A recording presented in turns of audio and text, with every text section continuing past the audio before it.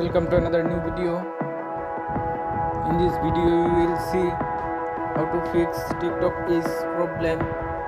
Please follow complete the process.